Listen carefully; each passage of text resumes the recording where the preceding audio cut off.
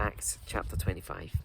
3 days after Festus arrived in Caesarea to take over his new responsibilities, he left for Jerusalem, where the leading priests and other Jewish leaders met with him and made their accusations against Paul. They asked Festus as a favour to transfer Paul to Jerusalem, planning to ambush and kill him on the way.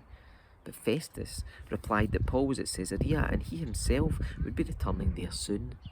So he said, one of those of you in authority can return with me.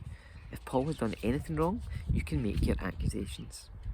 About 8 or 10 days later, Festus returned to Caesarea, and on the following day he took his seat in court and ordered that Paul be brought in. When Paul arrived, the Jewish leaders from Jerusalem gathered around and made many serious accusations they couldn't prove. Paul denied the charges. I'm not guilty of any crime against the Jews, the Jewish laws, or the temple, or the Roman government, he said. Then Festus, wanting to please the Jews, asked him, are you willing to go to Jerusalem and stand trial before me there? But Paul replied, no, this is the official Roman court, so I ought to be tried right here. You know very well I'm not guilty of harming the Jews. If I have done something worthy of death, I don't refuse to die. But if I'm innocent, no one has a right to turn me over to these men to kill me. I appeal to Caesar.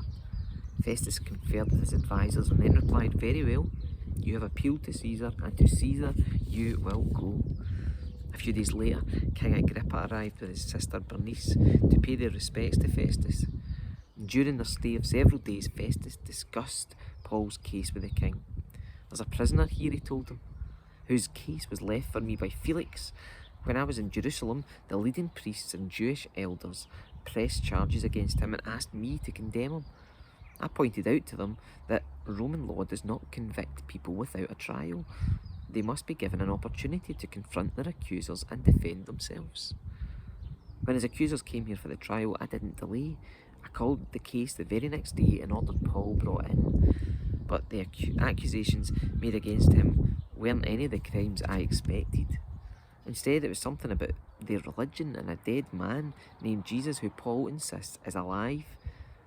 I was at a loss to know how to investigate these things, so I asked him whether he would be willing to stand trial on these charges in Jerusalem. But Paul appealed to have his case decided by the emperor, so I ordered that he be held in custody until I could arrange to send him to Caesar. I'd like to hear the man himself, Agrippa said, and Festus replied, you will, tomorrow. So the next day, Agrippa and Bernice arrived at the auditorium with great pomp, accompanied by military officers and prominent men of the city. Festus ordered that Paul be brought in. Then Festus said, King Agrippa and all who are here, this is the man whose death is demanded by all the Jews, both here and in Jerusalem. But in my opinion, he's done nothing deserving death. However, since he has appealed his case to the emperor, I have decided to send him to Rome. But what shall I write the emperor? For there is no clear charge against him.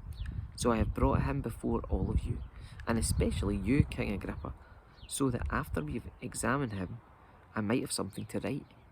For it makes no sense to send a prisoner to the emperor without specifying the charges against him.